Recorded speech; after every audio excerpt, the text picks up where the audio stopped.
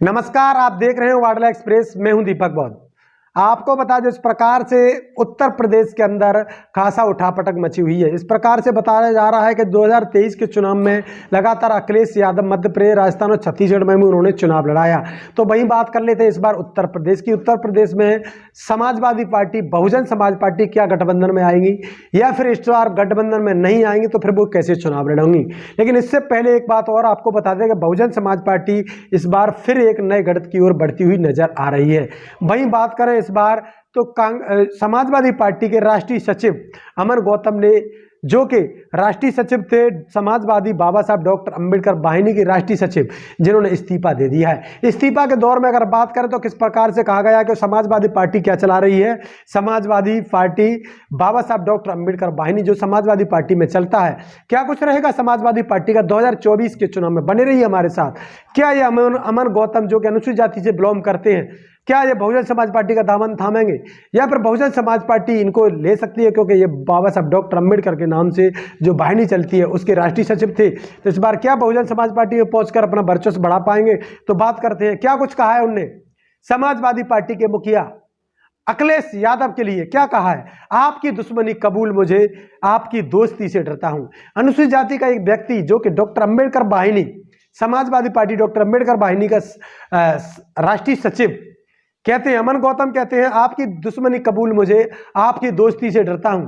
तो किस प्रकार से कहा है उन्होंने। बात कर रहे हैं 27 नवंबर 2023 को जनपद अंबेडकर नगर की। उन्होंने कहा है अखिलेश यादव की मैं आपको अवगत कराना चाहता हूं। अखिलेश यादव को चिट्ठी लिखी है, एक पत्र लिखा है, उस पत्र में कहा गया है, क्या कुछ कहा है सुनिए लगातार, क्योंकि 2024 का चुनाव आ रहा है और अनुसूचित जाति के वोटों को साधने का काम जहां समाजवादी पार्टी कर रही थी, वही वो बिखरती हुई नजर आ रही है। क्योंकि ये राष्ट्रीय सचिव जो डॉक्टर अंबेडकर राष्ट्रीय डॉक्टर अंबेडकर वाहिनी के राष्ट्रीय सचिव थे अमर गौतम, उन्होंने इस्तीफा दे दिया है। और इस्तीफा दे दिया, इस्तीफा देकर क्या कुछ कहा है सुनिएगा। समाजवादी पार्टी के जिलाध्यक्ष के द्वारा मेरे साथ अभद्र व्यवहार किया गया है। ये किसने कहा है। ये कहा है अमर गौतम ने, जो कि राष्ट्रीय सचिव हैं। उन्होंने कहा है अभद्र व्यवहार करते हुए जाति सूचक गालियां दी हैं, मुझे थप्पड़ मारा है। इस मामले को अंबेडकर नगर के विधायक को भी अवगत कराया है। उन्होंने बताया कि मैंने यह मामला अंबेडकर नगर के जो विधायक हैं समाजवादी पार्टी के, उनको भी अवगत कराया है कि इस प्रकार का जिलाध्यक्ष मेरे साथ बदसलूकी कर रहा है, क्योंकि मैं अनुसूचित जाति का हूं, मैं जाटव समाज से आता हूं, इसलिए मेरे साथ इस प्रकार का कृत्य किया जा रहा है। उन्होंने बताया कि मुझे जातिगत गालियां दी है, मेरे को थप्पड़ मारा है। तमाम बातें उन्होंने अखिलेश यादव को लिखी है और उन्होंने ये भी लिखा है कि आपकी दुश्मनी कबील, मुझे मैं आपकी दोस्ती से डरता हूं। उन्होंने आगे क्या कुछ लिखा है पत्र में।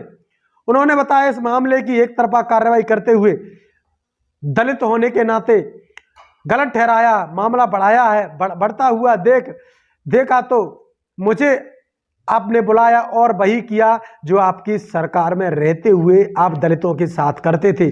उन्होंने बताया अखिलेश यादव जी, आप विधायक ने मुझे बुलाया और विधायक ने सरकार में होते हुए तब जो दलितों के साथ किया जाता था, अन्याय जिस प्रकार से उनकी अनदेखी की जाती थी, वही काम इस बार फिर से कर दिया है।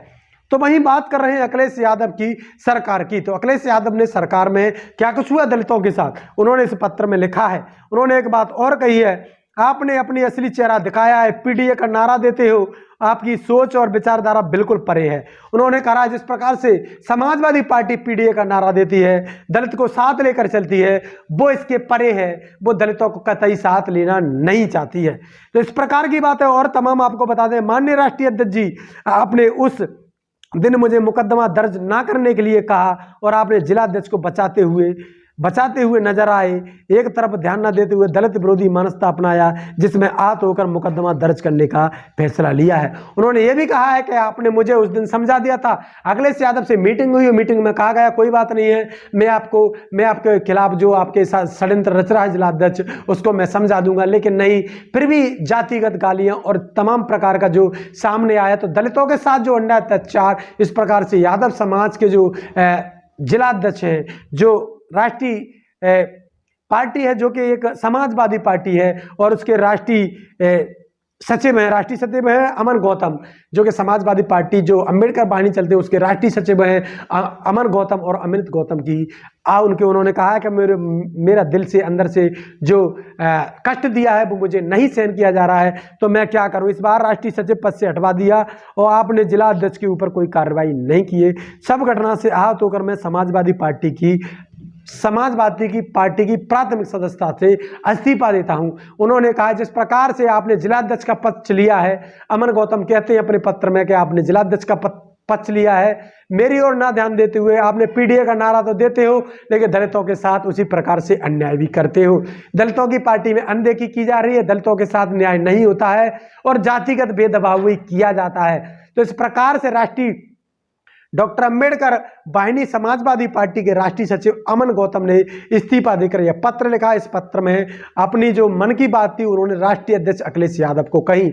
अखिलेश यादव ने इन बातों को कतई बातों पर ध्यान नहीं दिया, जिला अध्यक्ष पर कोई कार्रवाई नहीं की, उनको राष्ट्रीय सचिव के पद से भी हटा दिया, जो कि समाजवादी पार्टी के जो अंबेडकर वाहिनी थी उसके राष्ट्रीय सचिव थे अमन गौतम, और अमन गौतम को हटा दिया।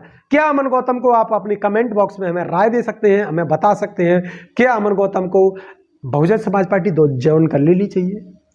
क्या अमन गौतम को समाजवादी पार्टी छोड़ देनी चाहिए? क्या अमन गौतम को बहुजन समाज पार्टी में आकर अपने समाज को लाकर और कार्य करना चाहिए? क्या दलितों के साथ जो लगातार अन्याय बढ़ रहा है, चाहे वो पार्टी के अंदर हो या पार्टी के बाहर हो या फिर जातिगत मामले हो या तमाम जो चल रहा है, क्या कुछ रहेगा? समाजवादी पार्टी क्या वास्तविक दलितों के खिलाफ है?